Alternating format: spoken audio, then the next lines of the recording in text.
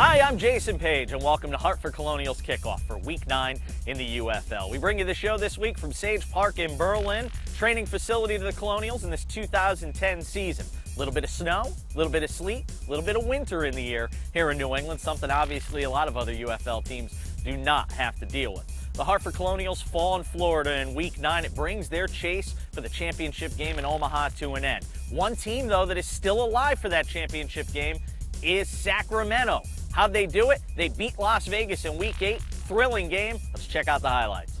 In Las Vegas, Nevada, with Doug Flutie and Craig Minervini, a wild game at Sam Boyd Stadium. Sacramento blew a 21-0 lead, but they came back to keep their hopes of getting in the championship game alive, Doug, here, with a thrilling 27-24 win. Let's look at the highlights. There were so many of them here, including this start and this connection. Remember it, Culpepper to Windsor. What a deep ball he can throw. I'll tell you what, Windsor runs it down. It was a great start for Sacramento, their first possession, taking it down the length of the field, finishing off with a Corey Ross run. This run here made it 7-0. Ross had 2 touchdowns in the game. Drew Willie came on. He had a little trouble handling the ball here.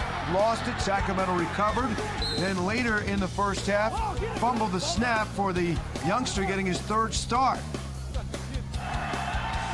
Culpepper had some issues too, but a couple of safe interceptions. Yeah, he ended up with 3 interceptions on the day. 2 of them were on deep balls like this that basically turn into punts. This one, Las Vegas jumps on the loose ball and maintains possession. So they didn't kill him until late. It was the 3rd interception that hurt him. Corey Ross taking the screen pass. A big one, Doug. 48 yards, touchdown, 14-0, 7 minutes to go.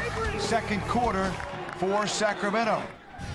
Then Danny Bodger comes on, and he botches the punt as Las Vegas couldn't hold the ball in the first half. That was the 3rd turnover in a row that the defense had nothing to do with it. It was just offensive handing the ball over. That led to this, a quarterback draw, 2-yard touchdown run. It looked like Sacramento would be off and running 21-0 with 5 minutes to go second quarter. But he had a field goal, and here they go. Chase Clement comes on, his first action in the UFL, the Rice standout, and he was amazing. He absolutely was. Just a great body language. His first throws that seam post right there in rhythm, sticks, tap Harry in the chest for a touchdown, and he's off and running. 21-10, fourth quarter we go. Clement is just getting going. A 7-yard touchdown scamper. Early fourth quarter, it's 21-17. He used his legs extremely well to get out of trouble a couple of times, 2 rushing touchdowns on the day. Just a phenomenal job avoiding sacks and making plays. That one tied the game at 24 apiece with 4 minutes to go. Then big play to Windsor, 41 yards. That was on a 3rd and 10, and that set up what turned out to be the game-winning field goal from Fabrizio Scaccia, a 44-yarder with 1:32 to go. But there was plenty of time on the clock. They used their timeouts defensively to get the ball back. We're excited to see what is Chase Clement going to do in this situation and go after it, get stripped, sack, fumble, ball's out, game over. Josh Savage made the big play. Sacramento goes to 3-4. They're still alive with a shot at getting in the championship game. The Locos lose the game, but do find an answer in their quarterback, Chase Clement. And that was a big question mark. They need a guy in there that can make plays and take the team on his shoulders. Chase looks like that guy. Will probably get the start next week, get another game experience before he has to deal with a championship game. Next week, you and I will be in Sacramento. Omaha will be there. It should be an important one. We'll see you then.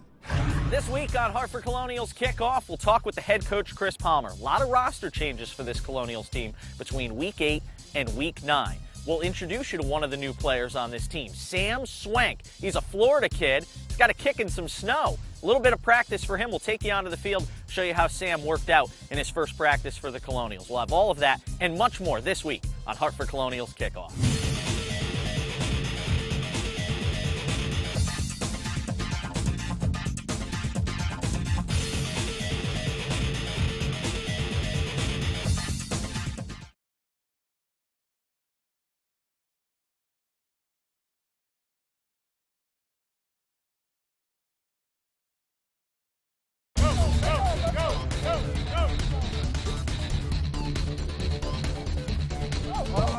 You stop! Hartford Colonials Kickoff continues. We're joined by the head coach and general manager, Chris Palmer. Some roster changes for this team in the bye week between Week 8 and Week 9. Talk about the moves and why they were made. Well, we're still in the hunt for a playoff spot. And, we want the players to put their due diligence in and try to perform as well as they can. And I think as the general manager, you're always trying to improve your team. And we made 3 moves this week that we think will help us for the final 2 games. Talk about the guys you brought in. Well, we brought in Swank. He was with Cincinnati and the Giants most Sam Swank. Sam Swank. And he's going to be our kickoff guy and our PAT and field goal guy. We brought in Demps as a safety. He was with the Philadelphia Eagles, played for them last year. And we brought in Valentine, who is going to be a wide receiver. We were playing with 5 wide receivers, and with Pat Carter hurt, we just wanted to make sure we had 6 wide receivers and for practice and things like that. How's Carter from a health standpoint right now? He's practiced this week. We're excited to have him back, and he should play for us on Thursday night.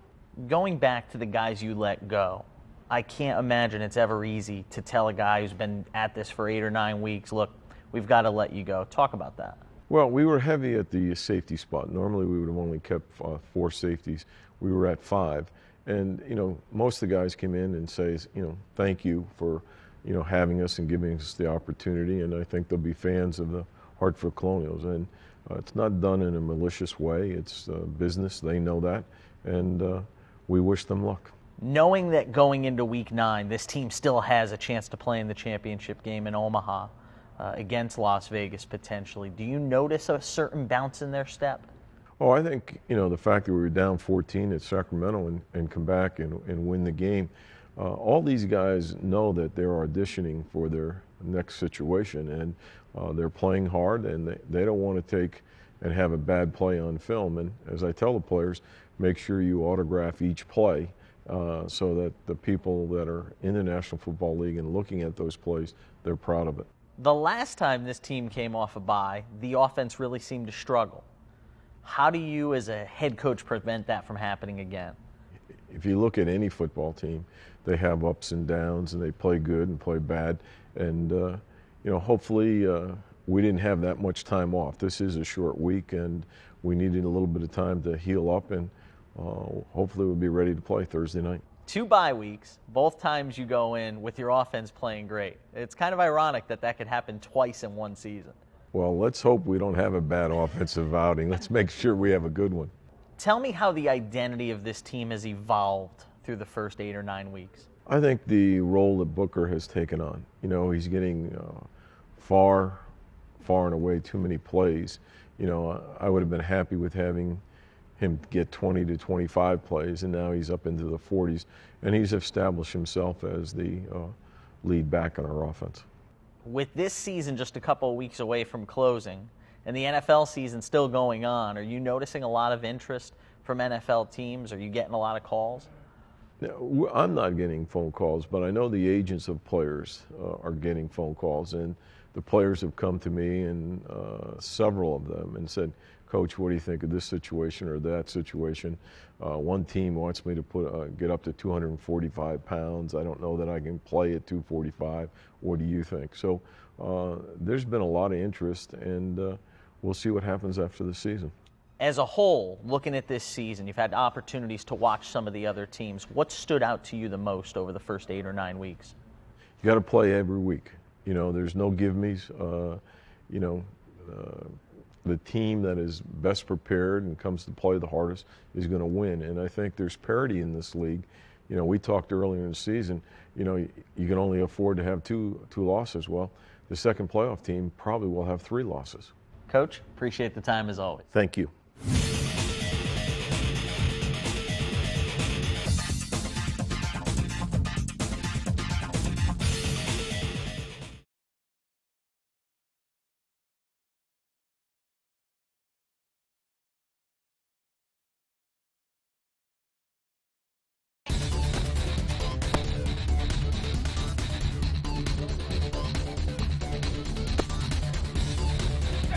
Welcome back to Hartford Colonials Kickoff. This week, we're introducing you to Sam Swank, one of the newest members of this Colonials roster brought on during the bye week. Sam is a Florida guy, practicing in the snow behind us for his first time. Let's find out how that practice went. Sam, welcome to Hartford. Your first practice in the snow. You have to love it. Oh, it's excellent. I mean, I can't get this down in Jacksonville where I'm from. I mean, to say that you actually kicked in the snow, that's something else. Yeah, I can only imagine. Listen, where were you when you got the call from the Hartford Colonials saying, we want you to come and kick for us? I was just relaxing at my house in Jacksonville Beach. You know, my agent called and said that they're interested, so that got me all excited, and, you know, luckily it went through, and I'm up here. Look at that kick. That's a 50-yard field goal. Yeah. There's nothing different between extra point and 50-yard field goal if you do those things. That thing makes it from 50, I'm telling you right now. And you didn't hit it any harder. Nope. You don't do anything different. Just, if you can do that, you'll go to the next level. I promise you, you'll go to the next level. Yes, sir. All right? What's it like when you're just waiting for that call, for somebody to call you up and bring you in? You know, it's tough because, you know, you're constantly kicking, you know, hoping that you will have the opportunity to go out and kick for a professional team. But you, in the back of your mind, you're like, I don't know if it's going to happen, you know, so it's just, it's a personal thing, you know, but it is tough. In talking to some people, the reputation on you is a guy with a big foot, a guy who could kick the ball a long way.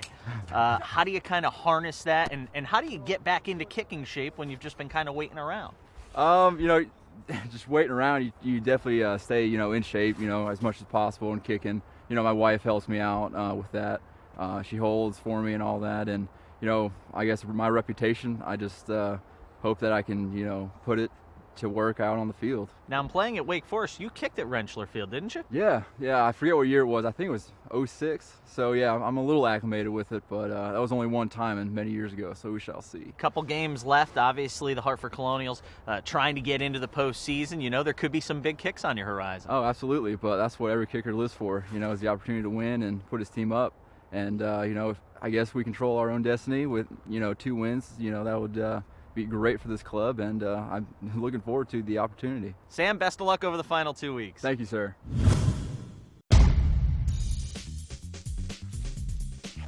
This week on Hartford Colonials Kickoff, we introduce you to Hartford Colonials trainer Jesse Geffen. Injuries have been a major reason why the Hartford Colonials roster has been shaken up in so many ways throughout this campaign. We talked with Jesse about those injuries. Typical day for the trainers, we usually get up and we get in here before all the players come in, and we get the training room ready for the day to begin. And then as the guys come in, we start with morning treatments after we let them get a little bit of breakfast. And then they come in and we kind of get the guys warmed up and heated for the day's events ahead. Some of the guys choose to get taped early, and then they can get taped going to meetings. And other guys choose to just get some treatment, go to meetings, and then come back later for their pre-practice taping. Almost every player in the team is either going to get taped or they're going to get an ankle brace. And a lot of the guys prefer tape and some prefer ankle braces. When you get the athletes at this level, they've been doing this for so many years that they already know what they like, and we can accommodate them either way. This is basically a base preventative ankle tape job. It's just for any player who not necessarily has sustained an injury, but really to prevent an ankle injury. With the weight of the guys and the force of the guys, ankle injuries are extremely common. And this is just a simple way to help keep the ankle stable and to give it a little extra support. Definitely more than the shoes can provide, and way more than a sock can provide. A lot of players prefer the taping because we can actually get pretty specific in the directions that we're trying to help support the ankle in, and it provides a lot more comfort, almost more like a sock than a ankle brace. Every morning, after the first round of treatments, I have to sit back and evaluate each player's health, and we determine their status for practice that day. Whether it's in a limited capacity or out for the day and on the sidelines with me, or if they're full go and just to have an awareness of the injury so we can keep an eye on it. Then after I do that, I sit down with Coach Palmer and we have a meeting, and so he can plan for the day accordingly. When a player does have an injury and you get a chance to work with them personally and rehab them, and then when they go back on the field, and a lot of times they don't realize you're even there until they need you, and then that gratitude that they have for you after you get them back on the field and playing is a pretty good feeling.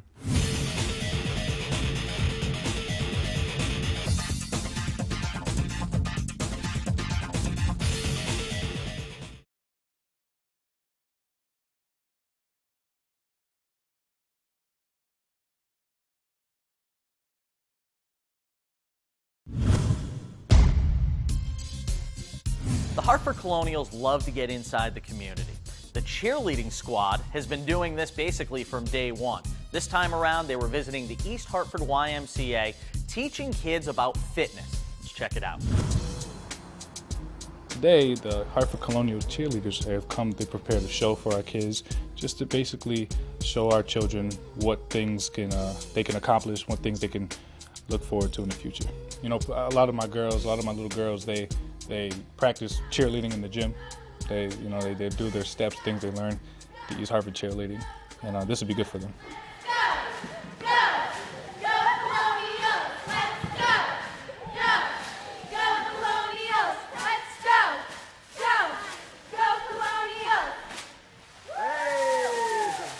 So how many of you do an activity or a sport after school?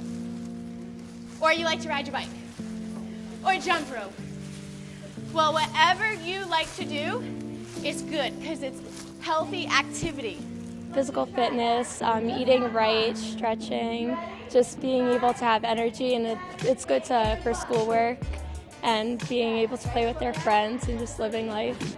All right, we're gonna do 20 jumping jacks. Are you ready?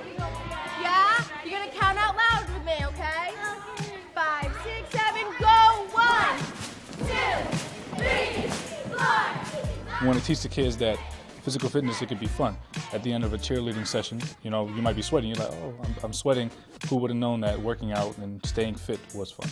It's very important to be involved with the kids and the future cheerleaders or even just future athletes, just so that they have something to look up to that's positive. What we're going to do is we're going to teach you a cheer. This is what we do when we want our boys to score a touchdown. As we say, touchdown, touchdown. We want a Hartford touchdown, touchdown, touchdown. We want a Hartford touchdown. They are so excited and they're full of joy and it's just contagious. They're just so energetic. Are you ready to learn the arm motions that we do? Yeah. Okay, so put our hands on our hips. 5, 6, 7, 8. Touchdown, touchdown. We want a Hartford touchdown, touchdown, touchdown. We want a Hartford touchdown, touchdown, touchdown. We want a Hartford touchdown. Yay! Good job. It's so much fun. I met a new friend. She's really excited. She's telling me how she does cheers in the auditorium with her friends. They make up cheers themselves, and she got it down really quick, the cheer, so it's been a lot of fun. 5, 6, 7, 8. Touchdown, touchdown. We want a Hartford touchdown, touchdown, touchdown. We want a Hartford. A majority of our children, they go to the games. They go to the Rensselaer games. They also go to the Hartford Colonial games. And it would be nice to see that front row experience as the cheerleader's 2 feet in front of you rather than rows down. I hope that they take away the importance of stretching, nutrition, and getting out there and being active no matter what they do.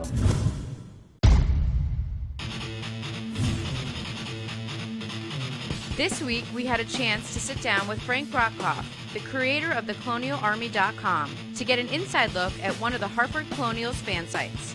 We established the thecolonialarmy.com as a gathering place for fans to meet, get together, make plans with anything from tailgating to sharing photos. It's a mini social networking site, and our purpose is to create kind of a groundswell of fan support, from another direction outside of the team.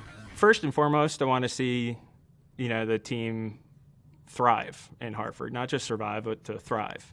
And I think the league and the team is doing a great job, and I just kind of wanted to add to it. Started out on some message boards, kind of got a group of fans that were around, and didn't really have a home to call our own. So, that's really where the website started and kind of what we base it on right now.